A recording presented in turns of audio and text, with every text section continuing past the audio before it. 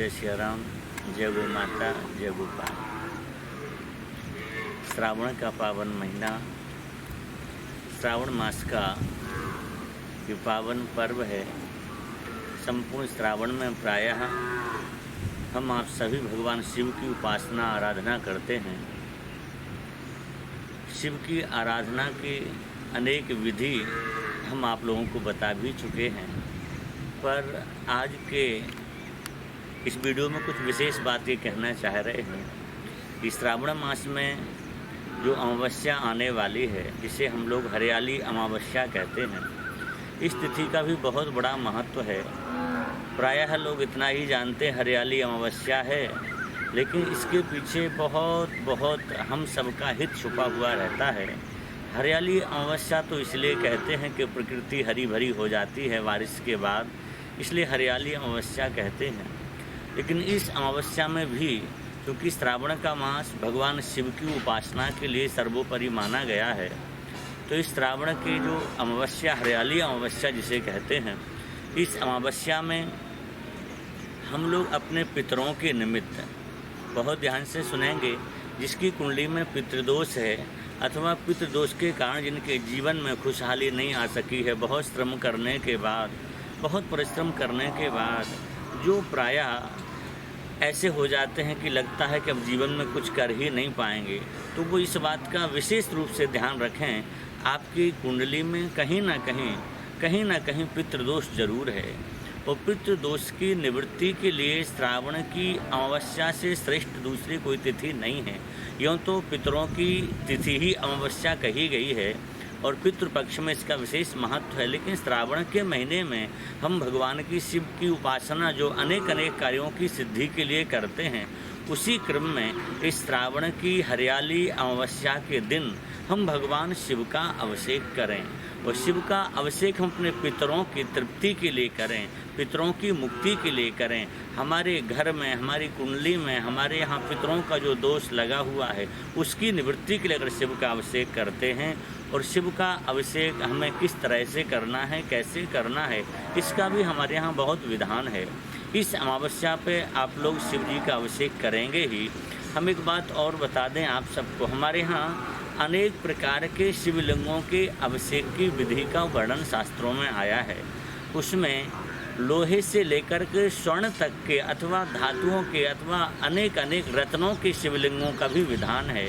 पर उसमें अलग अलग वर्णन है पुराणों में कि लोहे के शिवलिंग की पूजा किस निमित्त की जाए, कांसे के शिवलिंग की पूजा किस निमित्त की जाए, पारद के शिवलिंग की पूजा किस निमित्त की जाए, रजत के शिवलिंग की पूजा किस लिए की जाए, स्वर्ण के शिवलिंग की पूजा किस लिए की जाए, और नव ग्रहों के जो रत्न हैं उन रत्नों के बने शिवलिंगों की पूजा किस निमित्त की जाए, और वाणलिंग नर्मदेश्वर जो हैं उनकी पूजा किस निमित्त की जाए, सबके विधान हैं। तो अपितु ये सभी शिवलिंग हो सकता उपलब्ध हो सकें न हो सकें, लेकिन फिर भी संकेत में हम बता देते हैं आप सभी को। लोहे के बने हुए शिवलिंग, इनकी पूजा करने का विधान है हमारे शास्त्रों में। किसी के बहुत अधिक मात्रा में शत्रु बढ़ गए हों, उन शत्रुओं से निजात पाने के लिए, उन शत्रुओं से मुक्ति पाने के लिए लोहे के बने शिवलिंग का अभिषेक करना चाहिए। और वो शिवलिंग का अभिषेक किस द्रव्य से करें, किस पदार्थ के द्वारा करें, तो वो भी हम आपको बता दें। लोहे के शिवलिंग का अभिषेक अगर हम सरसों के तेल से करते हैं, लेकिन मन में भावना ये रखें शत्रुओं का बुरा ना हो, उन शत्रुओं की बुराई मिट जाए, इस निमित्त करें तो आपको बहुत ज़्यादा लाभ होगा। ऐसी ही कांसे के शिवलिंग का अभिषेक करने का विधान है। उनका अभिषेक करने से व्यक्ति की आयु लंबी होती है। तो हम जो आज कहने जा रहे हैं वो ये है कि अपने पितरों की तृप्ति के लिए, पितरों की मुक्ति के लिए, पितरों की प्रसन्नता के लिए हमें क्या करना चाहिए। इस श्रावण के महीने में हम आप सभी से कहना चाहते इस अमावस्या पे अथवा आने वाले सोमवार को हमारे शास्त्रों में मृतिका के बने हुए पार्थिवेश्वर जिन्हें कहा जाता, पार्थिव शिव पूजन का बहुत बड़ा महत्व है। मिट्टी लेने की विधि है, चिकनी मिट्टी लेकर के आए, उसमें विधान है ऐसे ही मिट्टी ला करके नहीं बनाने चाहिए। आप किसी ब्राह्मण को बोलें, उसमें मिट्टी लेने का भी मंत्र है, फिर किस मंत्र से उस मिट्टी में जल डालना है, उस मिट्टी को सान करके तैयार करना है, फिर किस मंत्र का उच्चारण करते हुए शिवलिंग का निर्माण करना है। जब शिवलिंग का निर्माण हो जाए तो अपने पितरों की मुक्ति के निमित्त, पितरों की प्रसन्नता के लिए हमें क्या करना है, विधिवत ब्राह्मणों के द्वारा उनका प्रतिष्ठा करा करके दूध से अभिषेक करना चाहिए। गंगा जल में थोड़ा दूध मिला करके इस अमावस्या पर पार्थिव शिव का पूजन करें। हम आपको विश्वास दिलाते हैं उसी क्षण आपके पितरों को सद्यः शांति मिलेगी, पितरों को तृप्ति मिलेगी, आपके पितर प्रसन्न हो जाएंगे और आपके जीवन में जो बहुत रुकावटें आती हैं उन सब से निजात मिलेगा, मुक्ति मिलेगी, छुटकारा मिलेगा, आपके जीवन में प्रसन्नता आएगी, खुशहाली आएगी। भगवान शिव बड़े दयालु हैं, तो पितरों के निमित्त अमावस्या को ये कार्य आप सभी को जरूर करना है।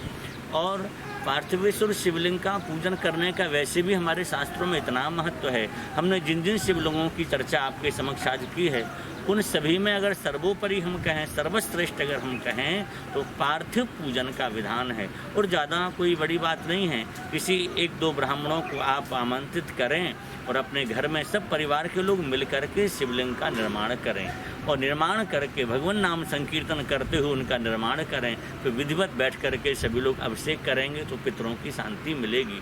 अगर उन्हीं पार्थिव शिवलिंग का पूजन हम केवल गंगाजल से करते हैं तो हमें सुख और समृद्धि मिलती है। उन्हीं पार्थिव शिवलिंग का पूजन अगर हम किसी दुख की निवृत्ति के लिए करना चाहें तो शहद से करना चाहिए। उन्हीं पार्थिव शिवलिंग का पूजन अगर शरीर में कोई बहुत बड़ी व्याधि है, उस व्याधि से छुटकारा चाहते हैं आप, तो जल में कुसा डाल कर के उनका पूजन करने से बड़ी से बड़ी व्याधि शरीर की दूर हो जाएगी, आप स्वस्थ हो जाएंगे। भगवान शिव सब पर दया करने वाले हैं, सब पर कृपा करने वाले हैं। तो विपुल धन संपत्ति अगर चाहिए तो गन्ने के रस से अभिषेक करना चाहिए भगवान शिव का। तो अलग अलग पदार्थों से भगवान शिव के अभिषेक करने का विधान है। तो इस आने वाले सोमवार को आप लोग जैसे चाहें वैसे कर सकते, लेकिन एक बात ज़रूर ध्यान रखिएगा, इस आने वाली हरियाली अमावस्या जिसे हम लोग कहते से, जो पितरों की खास तिथि कही गई है, इस तिथि पर पितरों की मुक्ति के लिए, पितरों की प्रसन्नता के लिए ये प्रयोग आप लोग ज़रूर करिएगा। ऐसी हमारी आप सभी से ये प्रार्थना है, क्योंकि पितृदोष प्रायः हमारे परिवार में, हमारे कुल में कहीं ना कहीं हो जाता है। एक बात और इस प्रसंगवश हम आप लोगों को बता दें, ये पितृदोष पहले बहुत कम होता था, आज प्रायः 2 चीज़ें व्यक्ति के जीवन में प्रायः देखी जाती है, एक पितृदोष, दूसरा वास्तु दोष। इन दोनों दोषों की निवृत्ति भगवान शिव के पूजन से ही हो जाती है। लेकिन आजकल हम पूजन की वो विधि नहीं जानते हैं जिससे हमारे पितृदोष और वास्तु दोष घर के दोनों निवृत्त हो जाएं, हमारा जीवन खुशहाल हो जाए।